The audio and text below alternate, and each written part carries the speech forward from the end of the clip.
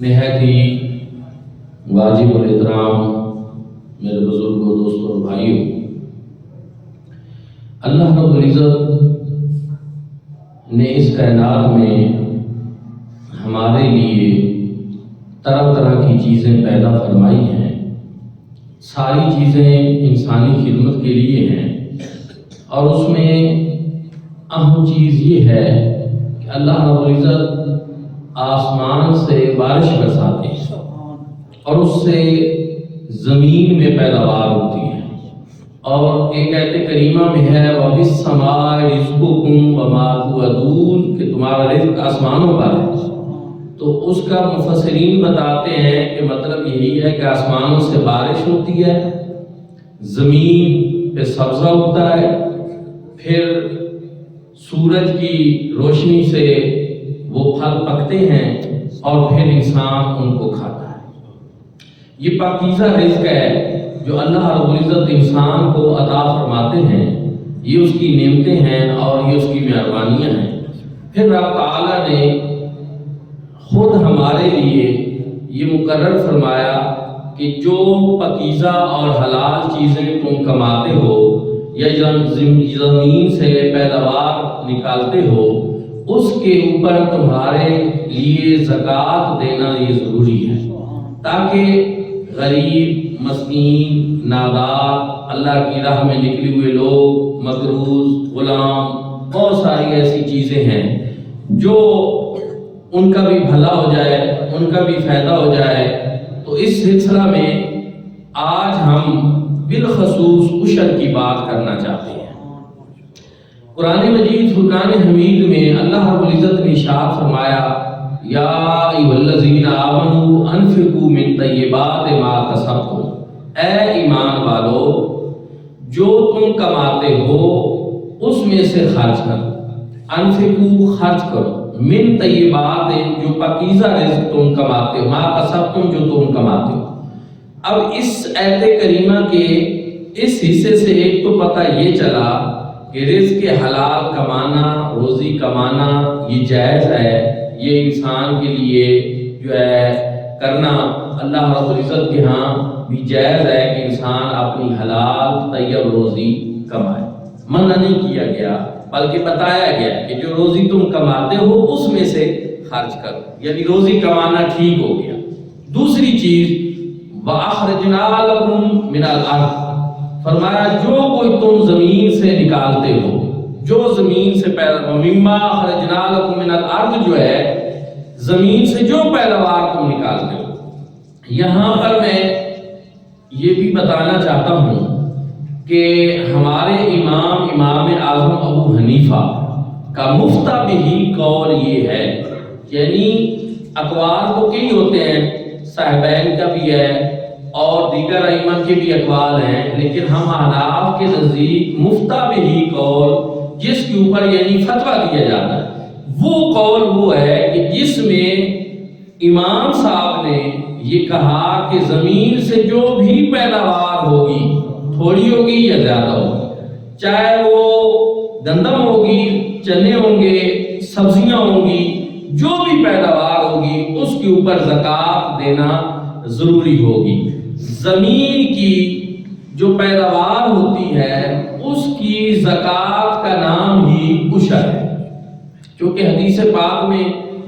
عشر کا ذکر آیا تو اس وجہ سے اس کو عشر سے موسوم کر دیا گیا، زمینی پیداوار کا نام ہی عشر ہے۔ اچھا، دوسری چیز یہ کہ یہ عشر کی فرضیت جو ہے، عشر کا فرض ہونا یہ قرآن سے ہے، یہ سنت رسول صلی اللہ علیہ وسلم سے ہے، یہ اجماع امت سے ہے، یہ اس طرح جو ہے فرض ہے کہ یہ قرآن سے بھی ثابت ہے، سنت رسول صلی اللہ علیہ وسلم سے بھی ثابت ہے اور اجماع امت سے بھی ثابت ہے عشر کا فرض ہونا۔ اور پھر زمین کی تمام پیداوار پہ عشر دینا یہ امام اعظم ابو حنیفہ کا مفتبی قول ہے، اور اس وجہ سے کہ اس کے اوپر میری ایک پوری کتاب جو ہے تحقیق عشر کے نام سے انشاءاللہ جلد وہ منظر عام پہ آ جائے گی، مکمل ہو چکی ہے، لیکن بعض دفعہ تاخیر کرنے میں بھی کچھ نہ کچھ فائدے ہو جاتے ہیں۔ بزرگ کہتے ہیں جتنی دیر اتنی خیر، کہ آپ کچھ دوستوں نے اور کچھ سوالات پوچھے ہیں تو اب میں کوشش کروں گا کہ ان کے جوابات بھی اس میں شامل کر دوں۔ کچھ اور ریسرچ ہو گئی ہے تو فائدہ ہی ہو گیا ہے، اس لیے تحقیق عشر کے نام سے، یعنی یہ میں اس لیے آپ کو بتا رہا ہوں کہ یہ عشر کے مسائل جو ہیں یہ ایسے نہیں کہ جو بس سنے سنائے ہوں، پڑھی لکھی باتیں میں آپ کی خدمت میں پیش کر رہا ہوں۔ اس پہ میرا اپنا ایک تھیسس سمجھیں، مقالہ سمجھیں، ریسرچ ورک سمجھیں، ایک پوری کتاب سمجھیں، تحقیق عشر کے نام سے وہ آ رہی ہے۔ اس میں بالخصوص میں نے جس بات پہ زور دیا ہے اور دلائل دیے ہیں وہ یہ ہے کہ جو قول ہمارے امام الائمہ امام اعظم ابو حنیفہ رضی اللہ تعالیٰ عنہ آپ کا ہے، وہ قول مفتہ بہی ہے، اور اس قول سے ہم انحراف نہیں کر سکتے۔ ایک مفتہ بہی قول جو ہوتا ہے وہ اس وجہ سے ہے، اس کی بہت ساری وجوہات وہاں میں نے کتاب اللہ سے، سنت رسول صلی اللہ علیہ وسلم سے اور بیان کی ہیں، لیکن میں ایک دو چیزیں آپ کی خدمت میں بھی پیش کرتا ہوں۔ ایک تو اس لیے کہ سب سے پہلے جس آیت کریمہ میں یہاں عشر کی فرضیت کا حکم ہے وہ حکم قرآن پاک کا عام ہے، اس میں کسی چیز کو خاص نہیں کیا گیا، وہ حکم عام ہے۔ مما اخرجنا لکم من الارض، جو کچھ تم زمین سے اگاتے ہو۔ اب ہر وہ چیز جس کی کوئی نہ کوئی قیمت ہوگی، زمین سے پیدا ہوگی اور اس کی کوئی نہ کوئی ویلیو ہوگی، مارکیٹ ویلیو ہوگی، اس کے اوپر عشر ہوگا، چاہے وہ جو بھی چیز ہو، سبزیاں ہوں یا پھل ہوں یا جو ہے گندم ہو، چنے ہوں، جس طرح کی بھی چیزیں ہوں، ان سب کے اوپر ایک تو عشر ہوگا، ایک بھی چیز۔ دوسرا، قرآن مجید فرقان حمید نے مزید ارشاد فرمایا وَلَا تَيَمَّمُوا الْخَبِيثَ مِنْهُ تُنْفِقُونَ، کہ تم گھٹیا چیزیں جو ہیں ان کے دینے کا ارادہ نہ کیا کرو۔ لوگ کیا کرتے ہیں، اب آلو کا ریٹ 7-8 ہزار پہ جب گیا منڈی پہ بھی، اور جب ریٹ ڈاؤن ہونا شروع ہو رہا ہے تو اب مدرسہ، یہ میں ایک بہت عام چیز، چونکہ اللہ پاک نے اس بات کو بیان فرمایا وَلَا تَيَمَّمُوا الْخَبِيثَ مِنْهُ تُنْفِقُونَ، گھٹیا چیز کو اللہ کے راستے پہ دینے کا ارادہ نہ کرو، اعلیٰ چیز دو، عمدہ چیز دو۔ اور ہے قرآن پاک میں ایک اور جگہ پہ بھی رب تعالیٰ نے ارشاد فرمایا لَن تَنَالُوا الْبِرَّ حَتَّىٰ تُنْفِقُوا مِمَّا تُحِبُّونَ، فرمایا تم اصل نیکی کو اس وقت تک نہیں پا سکتے جب تک کہ تم اپنی پیاری سے پیاری چیز اللہ کی راہ میں قربان کرو۔ جب یہ آیت کریمہ نازل ہوئی، حضور کے ایک صحابی تھے، ان کو اپنا باغ سب سے پسند تھا، وہ کھڑے ہوئے اور انہوں نے عرض کیا رسول اللہ میرا باغ مجھے سب سے زیادہ پسند ہے اور میں وہ اللہ کے راستے کے اوپر صدقہ کرتا ہوں۔ صحابہ کرام تو جو اعلیٰ چیز اور پسندیدہ چیز ہوتی تھی اللہ کے لیے دینا ہے اور اللہ رب العزت کی راہ میں دینا ہے، تو پھر آپ اس کے لیے انتخاب اعلیٰ چیز کریں، کیونکہ وہ تحفہ جو ہے ایک اور حدیث پاک میں کہ یہ صدقہ جو ہے یہ جب آپ کسی انسان کو دیتے ہیں تو پہلے یہ اللہ رب العزت کے دست قدرت میں جاتا ہے اور پھر اس انسان کو ملتا ہے، یعنی رب تعالیٰ کی بارگاہ میں پہلے پیش ہوتا ہے پھر اس انسان کو ملتا ہے۔ تو جو چیز آپ اللہ رب العزت کو پیش کر رہے ہیں، اپنے خالق اور مالک کو پیش کر رہے ہیں، اس کے لیے اعلیٰ ہونا یہ تو بڑا ضروری ہے۔ آگے مزید سنیں اور آپ اس پہ غور کریں۔ رب تعالیٰ نے ارشاد فرمایا وَلَسْتُمْ بِآخِذِيهِ إِلَّا أَن تُغْمِضُوا فِيهِ، فرمایا اگر وہی چیز جو تم غریبوں مسکینوں کو دے رہے ہو، گھٹیا چیز دے رہے ہو، اگر وہی لوٹا کر تمہیں دی جائے تو تم اس وقت تک اس کو نہیں لوگے جب تک کہ تم اس سے چشم پوشی نہ کر،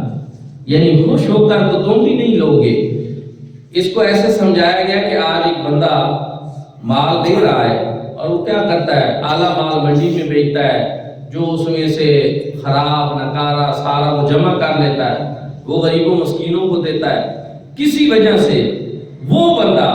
غریب اور مسکین خود ہو جاتا ہے، اور اگر اس کو وہی مال دیا جائے تو وہ لیتے وقت خوش ہو کر لے گا، نہیں لے گا. اس وقت وہ تب لے گا جب وہ چشم پوشی کرے گا کہ میں مجبور ہوں، بے بس ہوں، اب یہ نہ لوں تو کیا کروں، تو مجبور ہو کر چشم پوشی کر کے وہ لے گا. تو رب تعالیٰ فرما رہے ہیں تمہاری حالت بھی یہی ہے. دیتے وقت تم وہ چیزیں اللہ کی راہ میں دیتے ہو جو گھٹیا ہوتی ہیں، جو ردی ہوتی ہیں، اور اگر وہی چیزیں وَلَسْتُمْ بِآخِذِيهِ إِلَّا أَن تُغْمِضُوا فِيهِ، اگر وہی چیزیں لٹا کر تمہیں دی جائیں تو تم اس وقت تک ان کو نہیں لو گے جب تک کہ تم اسے اغماض نہ برت لو، چشم پوشی نہ برت لو. تو پھر ایسا کیوں کرتے؟ پھر رب تعالیٰ نے آیت کریمہ کے آخر پہ کیا اشارہ کیا؟ وَاعْلَمُوا، اور خوب جانو، أَنَّ اللَّهَ غَنِيٌّ حَمِيدٌ، بے شک اللہ رب العزت بہت مالدار ہے. رب تعالیٰ غنی ہے، یعنی یہ کوئی جو چیزیں تم اللہ کی راہ میں دیتے ہو اس وجہ سے تو نہیں دیتے کہ نعوذ باللہ کوئی اللہ غریب ہے تو دیتے ہو، نہیں، یہ تو تم دنیا کے اندر اس ہستی کو پیش کرتے ہو کہ جو ہستی تمام کائنات کو عطا کرنے والی، جو غنی ہے اور نوازنے والی ہے، جو دینے والی ہے، عطا کرنے والی ہے، اس ہستی کو تم یہ پیش کرتے ہو. اور حمید فرمایا تمام تر جو حمد ہے وہ اسی کی طرف لوٹتی ہے. سب سے محمود ذات ہوئی ہے، سب سے زیادہ حمد اسی کی جاتی ہے. اس لیے میرے بھائیوں اور دوستو یہ چیزیں آپ ذہن میں رکھ لیں کہ جب بھی آپ صدقہ نکالیں، جب بھی آپ زکوٰۃ دیں، جب بھی آپ عشر دیں، تو ایک تو اللہ کی راہ میں کمائے ہوئے مال میں سے آپ زکوٰۃ دیا کریں، اور دوسری چیز عشر دیا کریں. وَمِمَّا أَخْرَجْنَا لَكُم مِّنَ الْأَرْضِ، اور پھر یہ کہ وہ آپ اعلیٰ چیز دیا کریں اور گھٹیا اور ردی چیز اللہ کے راستے پہ نہ دیا.